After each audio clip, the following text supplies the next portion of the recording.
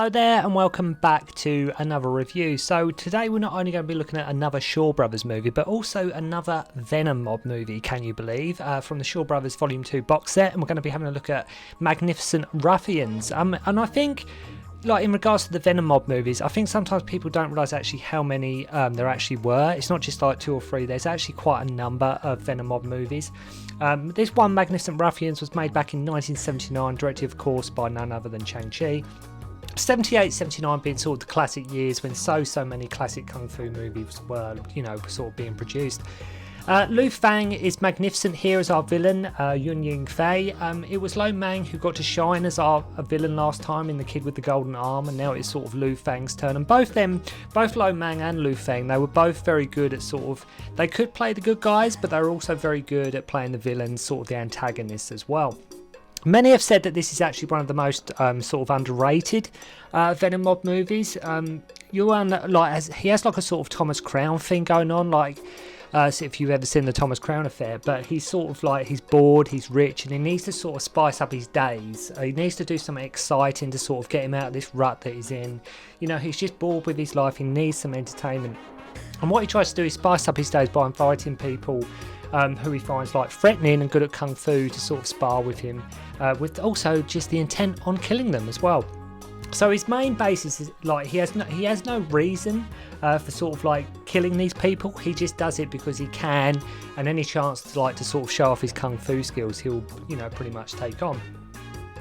So I think Lu Fang, more so than any of the other Venoms, like when you're talking about playing villain roles, I think Lu Fang above any of the others, he's especially suited to the villain role. He just seems to fit into that seat and them characteristics very nicely. There are some moments and points in the dialogue when Shang-Chi mentions the arrival of steamships, guns and trains, so there are subtexts of like new technology and how the times are changing, something that sort of Tsui Hark, his Once Upon a Time in China movies would have made a much bigger point of later on. One could argue this is just a typical standard Venom mob movie, but you have to remember that the Venoms, even on a typical sort of average day at the office, still made darn good kung fu movies. So like Venom mobs, just on an average day, it's still going to be a good kung fu movie. With the fighting here, it's Philip Kwok, Chang Sheng and Lu Fang who handled sort of directional duties. You have to remember as well that having done sort of 5 Deadly Venoms and Crippled Avengers, which were 2 amazing movies, following either of them movies was going to be a tough act to follow. And although Ruffians maybe isn't as instantly classic as them 2 movies, it is still a great Venom mob movie, make no mistake about that. And to be honest, all the Venom mob movies are good in their own way. I think I'd always love to hear from people, what is your favourite Venom mob movie, because everybody you ask, if they're a kung fu movie fan, everybody's Venom mob movie is usually different. To somebody that's new to genre, they'll just say 5 Deadly Venoms or maybe Crippled Avengers, but usually to people that sort of know their movies or have seen a handful of the Venom mob movies, usually the answer's sort of a bit out there. It could be Magnificent Ruffians, it could be Flag of Iron. There's loads, as I say, there's quite a number. There's more Venom mob movies than one would actually think. I think with the Venom mobs, it's just some of them, like 5 Venoms, like Crippled Avengers, some just stand out a bit more than others. We do get comedy here as well, as a change in tone during the 3rd act where things get a lot more serious and sets up for a strong ending. It's really like Lu Fang who gets to steal the show here. Happy-go-lucky bums played by Chang Sheng, Philip Kwok and Sun Chen all get to shine as well. Hence the title of them being sort of ruffians, But Lu Fang with his golden sword, I can't stress enough, is the real star here and just plays a great villain, especially with his weapon of choice that he uses just to make him as this antagonist even more memorable. And I say, make sure to leave a comment below regarding what is your favourite Venom mob movie, as I would love to know. So we meet Lu Fang and he's like a master, and he's like, I've practiced all these skills and what's the point? Like I say, he's sort of bored with sort of his life and he needs to spice things up a bit, and his master made his name with the golden blade. And straight away we get the mention of what is the purpose of knowing all these skills when people have guns and cannons. So Guan, Lo Mang's character, he's got like security bureau, and it's like between the silk shop and Lu Fang's bank, and he wants it bought. And some fighters come to visit Master Yuan and he's happy to accept their entertainment, and they sort of want jobs. Again, I'm just skipping over the plot, just bear with me, just sort of like I always do in my reviews, just skimming over it, just go with it. I'll probably trip over myself, I'll probably get some characters' names wrong. I probably get things in the wrong order, but when I'm just sort of trying to just glance over the plot, I do try and keep it as sort of concise and just go along as quick as I can. So as I say, and some fighters come along, and like sort of his father was renowned, and he is simply whoever can parry my blade will be my honoured guest. And see, with this guy, he's got any reason at all, as long as he can have a fight, right? Any reason at all he can have, he will, make it a challenge, and so he can have the fight. He's happy to accept, and as I say, whoever can parry his blade, any reason. So check out the nice frilly yellow waistcoat that Lu Fang is wearing here for good measure as well. So he kills the guy and blames him anyway, as he didn't block his attack. He proceeds to go on to slaughter the other guys, and the last one is like, look, your way of fighting is too cruel. Awesome weapon work as well here from Lu Fang in this movie. And as we said, he kills the last guy as well. So Yuan is after Guan's security bureau, basically, to sort of put it in a nutshell, but he doesn't want to sell. Him at one point saying, I won't sell, but I will exchange it for that head of yours, which is, one way to stick it to the man. So can't really see these two sort of burying the hatchet anytime soon. Then we run into our ruffians, as the film suggests. Sun Chen having to get, he gets beaten up, so they sort of get beaten up so they can get a meal. And they sort of take it in turns to eat dinner, and then one of them has to pay the price for the fact they can't pay. Though in this instance, it's Philip Kwok Chiang's wife Fang tells them to put it on his tab. But make no mistake, like I say, there is comedy, they're sort of pushing their luck as it is getting free meals this way. And I love when Sun it says to Chang Sheng after the beating, you even complain that one of the dishes was overcooked. Because they're basically, as I say, they're chancing their arm. They haven't got any money, so they're just basically trying to score a free meal. And if you see the movie, that one of them always has to sort of get beaten up, so the restaurant can take it out on the fact they haven't paid. And it is funny when Sun Chen just makes a point of Chang Sheng. It's like, you eat, it's one thing that's not paying, but you even made a point that one of the dishes was, one of the bowls was even dirty, so he sort of got, one of the dishes was overcooked, so he sort of gets beaten up even more so than what he would have done. So it turns out that Philip Kwok actually can't pay either, but he is a skilled fighter, so they sort of let him go. So as mentioned, our group of Russians all take turns to sort of get beat. But Chang Sheng won't go into any restaurant, as he's always saying the waiters and staff look too big. One of them they go into is Master Yuan's restaurant, and the manager's like, look, you don't have to pay if you jump out the window, right? It's sort of his way to sort of find and recruit fighters. And outside there being poles and spikes, and basically the whole idea is being to test if they know Kung Fu. Chang, showing off his amazing balance and handstand skills here, manages to get a free meal, though he does still pretend to his comrade that he got beat up, to his friends. He does still pretend that he took a beating. I think as well, it's worth noting in this movie is the Venom mob sporting all their own hair for the most part. I think the wigs are a lot less in this movie than what you would usually get in most other Venom mob movies. I say for the most part, I think it's usually in this movie, I think by and large it is their own hair. So like I say, no long hair pieces of fancy kung fu wigs in this one. So we as the audience find out they are all from prestigious families. Wang Lixiang, one of them has axe, Sun Fang is iron leg, and Chang has swords which he pawns, and Master Yuan wants to meet him as his pawn shop. And this guy seems to own everything. No matter what place they go to in town, he's got the pawn shop, he's got everything else. But yeah, so they're sort of from prestigious families, and they've all got different skills, like I say, the axe and his legs and swords and things like that. So also along with this, we have the story of Yuan having a thing for Guan's sister and starts sending her presents. So at the restaurant, Kwok goes to not pay too and is told to jump on the spikes, just like Chang Sheng did. Also, Lu Fang can keep an eye out for, any fighters who will be a challenge, basically, as I say, sort of recruiting people that can sort of spice up his days and make his life more entertaining. Chang, after pawning his swords, goes to get them back. Lu Fang has kept them as he wants to meet him. There are lines of dialogue where Kwok keeps mentioning touching his pole, but we won't read anything into that. We're trying to keep it somewhat mature in this review. He then gets into a spar with our three ruffians, and it's just Philip Kwok and Chang Chang, which is always a pleasure to see these two. I mean, when they have any kind of fight sequence together, it's always usually a lot of acrobatics for good measure, and the two work amazingly well together.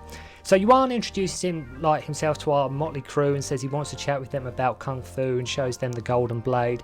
So the film goes down this whole rags to riches route where they have been sort of taken in by Lu Fang's character, and it does slow down a little here. All actually play quite light-hearted too in the process, with the light comedic music, as these guys are totally out of their depth with their new surroundings as well.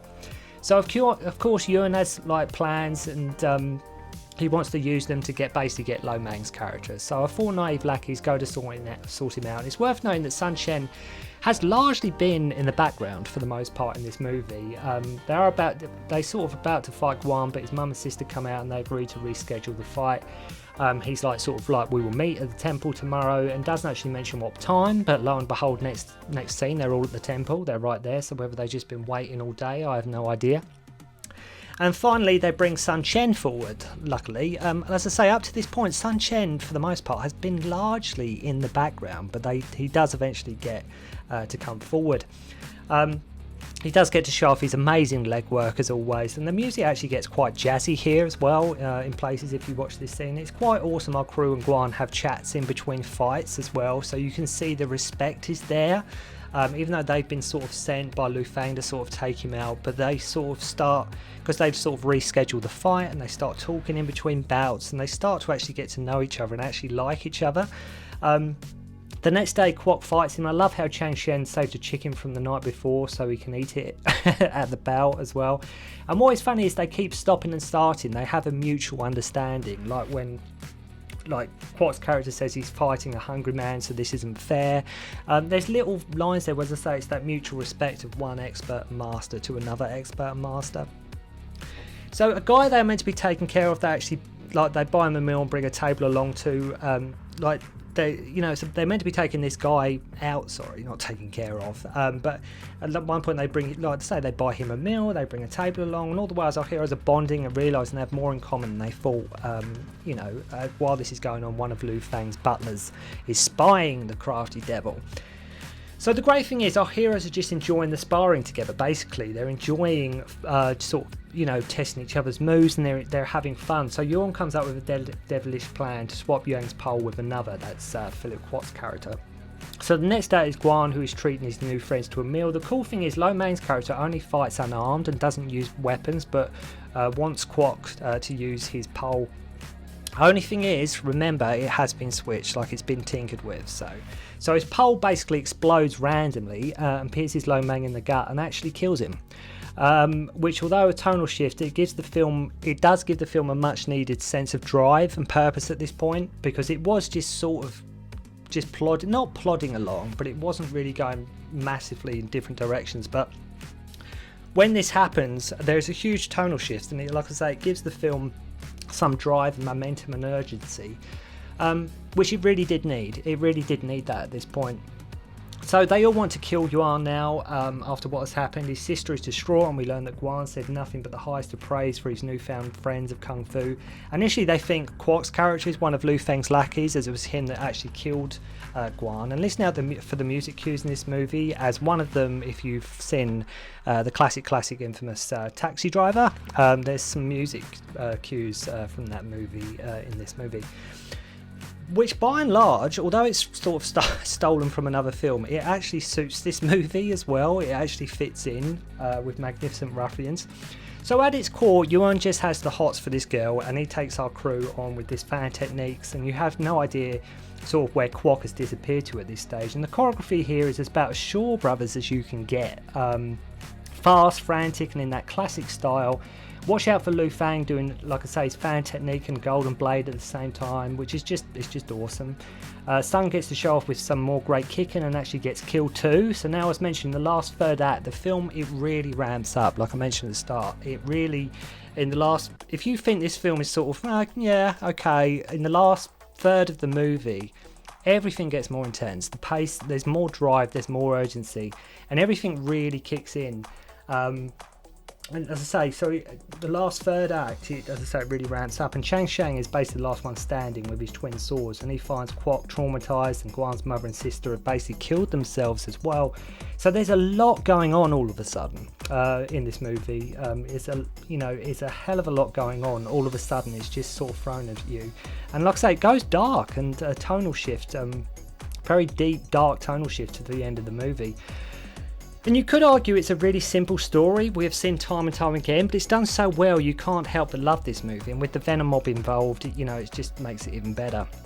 So, Kwok vows to find out the truth. Yuan's servant finds the mother and sister's bodies. It actually borders a bit on spooky encounters in this bit. They sort of try and play a trick on this guy, Chang Shang and Philip Kwok, and they say it sort of goes a bit spooky encounters. So naturally, they beat the crap out of the guy after they learn the truth. The restaurant owner randomly turns up and warns them both about Yuan and his arrogance and how, he's got a bloodlust, and it's like as if us as an audience didn't know that already, but yeah, he's got a bit of a bloodlust. And his weapon, the golden blade, and he tells them all these moves. Of course, it has to be Philip Kwok and Chang Shang, doing the training, as I think these two. I think Philip Kwok and Chang Shang, above all the Venoms, I think they worked the best together. They were definitely the most acrobatic of all the Venoms, and they just seem so synced. Whenever you see any training sequence with these two or any fight scene with these two, they seem to, like how Yun Bu and Sammo Hung, it's very much like Chang Shang and Philip Kwok. They just work so incredibly well together. Like you almost imagine like when they were doing these fight scenes, they didn't even need to probably talk about it that much, like just them two, because they knew and read each other so well. They knew each other's limitations, what they're good at, what they can do. But as I say, just so synced. And they go to challenge Yuan, who I guess is sort of over. The girl he's after at this point, and it's such a shame that like Lo Mang and Sun Chen for the there's no Sun Chen or Lo Mang for the finale, but it's pure weapons based here as well. Golden blade versus twin sword and pole. Lu Fang here with his golden weapons goes just nuts, just completely awesome stuff. And watch out for an awesome double back somersault from Kwok here in slow motion that is shot so damn well. The music kicks in and the whole fight just ramps up, probably the jazziest of all the Venom movies in terms of music. And of course our heroes prevail with an injured Chang Shang saying, at least I won't need to worry about where to eat tonight. And that's the end of the movie. But if you ever seen, any of the Venom movies, obviously if you're watching this review, you're probably into Kung Fu or Venoms or Shaw Brothers, whatever it may be. But make sure to leave a comment below what you thought of Magnificent Ruffians. How did you think it compared to sort of the other Venom mob movies? Is it one of your favourites, or maybe you feel it's one of the lesser Venom mob movies? But make sure to let me know. As I say, as always, sorry I crashed through the review, probably got some names wrong and bits and pieces wrong, but just thought I'd give you my thoughts and opinions on Magnificent Ruffians. So thank you for joining me for this review, hope you enjoyed, and I'll see you again soon. Don't concentrate on the finger or you will miss all that heavenly glory.